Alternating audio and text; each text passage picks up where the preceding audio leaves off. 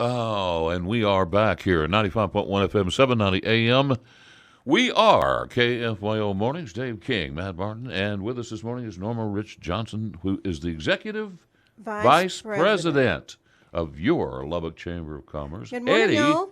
Eddie is he's on a serious fact-finding trip to Florida. No, let's be honest. He just didn't want to be here today. Oh, gee, no, he's in Florida. I don't know why he would want to miss being able to see you guys in the Jeez. morning. So, Happy to be here. Well, we're glad to have you here. A lot to talk about this morning. Is we were talking off mic. Nearly every news story is about the coronavirus, and I wanted to ask you, what does the Chamber of Commerce, who is all about business, given any thought to that? Because we're hearing some crazy. Well, like Italy is, the whole country has just shut down. The head of the president or whatever said, "Stay home." I don't know how that works. You know, I think that they had to weigh in Italy due to the number of cases and how it's kind of grown there. I think they had to weigh whether to do something that was a short-term pain point in order to try to mitigate what's happening there, rather than maybe stretching this issue over the long term. Is kind of what I heard this morning, is what some of the Italian officials are saying, is we had to weigh whether to go with something extreme short term versus waiting this out and it getting maybe more out of hand there. So that was what their decision point was. It's, I think, a different situation than what we have here. Well, has the chamber given any thought to what we have here and how it might be addressed? You know, we have the mayor of New York talking about shutting down the subways. 4.5 million people a day ride the subways. We've been staying in touch with the City of Lubbock and the City of Lubbock Health Department since this sort of began. We do have some information that we've published on our website that's resources for businesses specifically, but also for individuals in general. We have information that the U.S. Chamber of Commerce has coordinated. We have information from the City of Lubbock Health Department, kind of a one-stop shop for that type of information if anybody's looking for it. And as updates continue, we will be adding to that page. So I think if people want to go and check that regularly, I would encourage them to do that. It's got a little bit of a convoluted address, but it's lubbockchamber.com, COVID-19-info-resources is the address. But if you just go to our website, you'll be able to find it as well, lubbockchamber.com. Much Absolutely. easier. Yeah, yeah, but we'll continue to add to that. We're continuing to stay in touch and monitor what's going on. Eddie McBride is at a meeting of the U.S. Chamber of Commerce. Sort of some of the top chambers of commerce across the nation are part of a committee of 100 at the U.S. Chamber, and that's the actual meeting that he's at this week. And you can bet that they are talking about this issue. That's one of the reasons that they hold these meetings, is to be able to sort of get on the same page. But even then, not every state in the U.S. is in the same situation.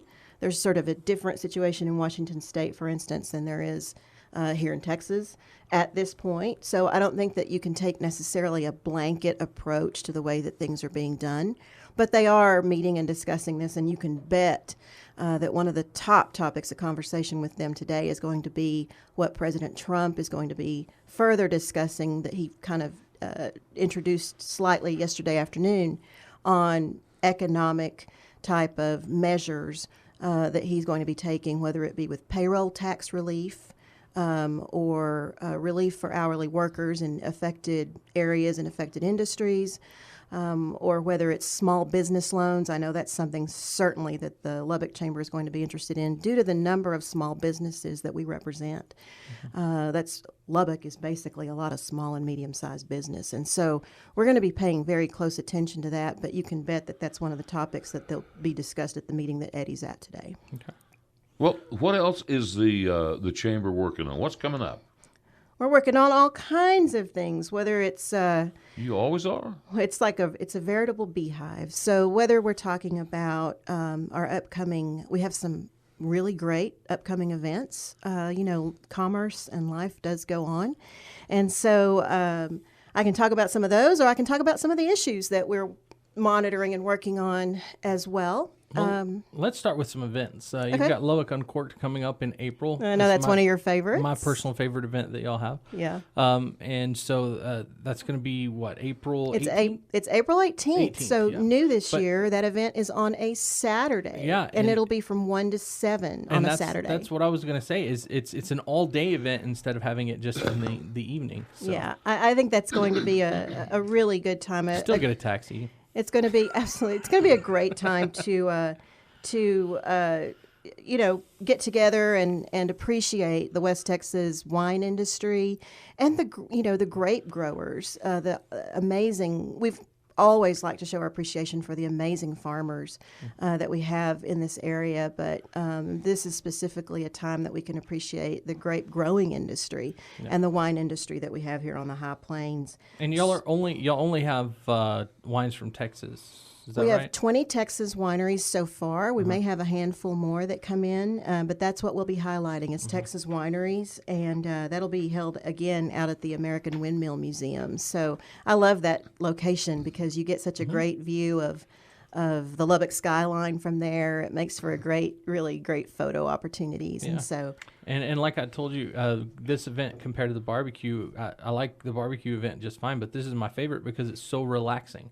It's not loud. It's not horribly loud. I mean, there's a lot of people there, but and there's a lot of space to walk around. There's a lot of places to sit down and talk. Absolutely. And so it's a much more relaxed event. And Sure. so if you love wine, tasting wines, and trust me, you may need the whole time to taste all the wines that'll be there. But just make sure you get a taxi because if you want to try all the wines, you're not driving home. It is absolutely a great opportunity to taste the sort of the diversity of Texas wines. You know, it's every winery has its own unique signature that it puts on its wines, and so I think it's a great opportunity to do a one-stop shop to really discover Texas wines. And we have quite a few right here that are really good as well. We do. I would encourage people to get their tickets ahead of time. They are $30 if you buy them ahead of time, but they're $40 the day of the event. And then we also have a limited number of VIP tickets available for $70. And those can be purchased online at our website or if you come by the Chamber of Commerce. Yeah. Okay. But yeah, it's going to be a great event. We have wine classes that we've got lined up. We have one wine class that is a wine and food pairing.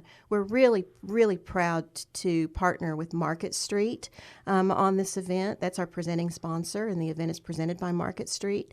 And so we really appreciate their support on that. But it's going to be a well-rounded day where you can come out and just kind of relax, or you can come out and take part in all the wine classes and the food pairing and that kind of thing. So there's more information available at our website on that as well. And tell us again where that's going to be. It's going to be at the American Windmill Museum. And the date? The date is April 18th. April 18th.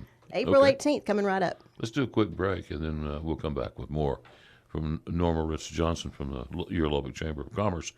And if you have a question for her, our text lines are open at 806-680-2790. It is 7:49, and again we have the Executive Vice President of your Lubbock Chamber of Commerce, Norma Ritz Johnson, with us this morning. Where were we? What were we talking about? The next event. Well, we got done talking about Uncorked and how it's a great time to appreciate our wine and grape growing industry and the farmers that grow the grapes.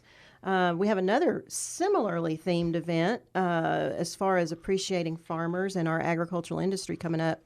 National Ag Day is coming up on March 24th. And we have a luncheon scheduled, our Salute to Ag lunch. You know, we it's not unusual for us to be really involved in public policy and step up to the plate on issues like agriculture and farm policy. But this is a great day to just let farmers and agriculture know how we appreciate what their role is in the Lubbock area economy. It certainly underpins our economy in West Texas. And so we will be featuring the highest ranking food safety official in the nation, Dr. Mindy Brashears, who's also a member of the Texas Tech faculty, that is the Deputy Undersecretary for Food Safety. And she will be addressing us on the importance of a safe food supply and talking about the U.S. and our very safe food supply and the role that agriculture plays in that. So a few of the policy things that we kind of talked about during the break, one of the big ones that we've had on this show have been the impact fees for, I guess, building a home. It's a fee. Essentially, Lubbock's looking at putting fees on home builders to help them pay for the cost of attaching sewage and whatnot to that development. Now, the home builder, as far as I know, they already build what's underneath the house, and they already pave the roads and have the development set up. It's about getting the services out to those that they're trying to get fees for. So one of the items that was in the 2040 comprehensive plan that the city and several citizens committee put together was a charge to investigate whether or not impact fees should be assessed, and if so, how, et cetera. It wasn't a charge to implement, it was a charge to investigate. And so it's my understanding that right now is sort of the investigate part of that process. And we heard at the Lubbock Chamber, we have a couple of policy-oriented committees for our members that are interested in public policy. They're always welcome to contact me to participate in those. One of those is the Transportation Committee, where we talk about mobility and infrastructure issues locally.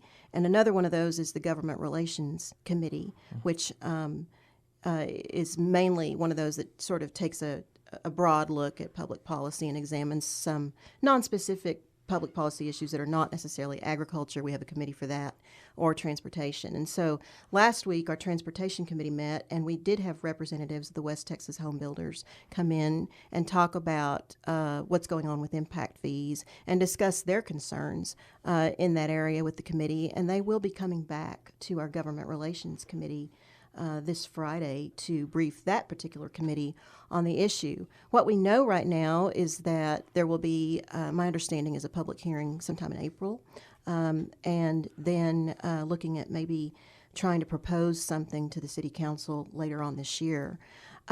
We are still examining the issue and learning about it at the Chamber. We have heard the concerns of the developers and home builders. We're going to be checking in with some of the other stakeholders locally, and ultimately we'll likely come up with a position, a public policy position, representing what the Chamber believes on this issue.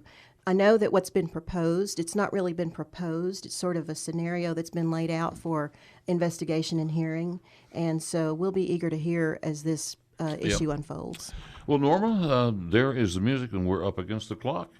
And glad you came out this morning. Thank you. I appreciate it. You guys have a good Chamber of Commerce day. Yeah, we always love hearing about the Chamber. All right, it is 7:54, and we'll be back with more after this.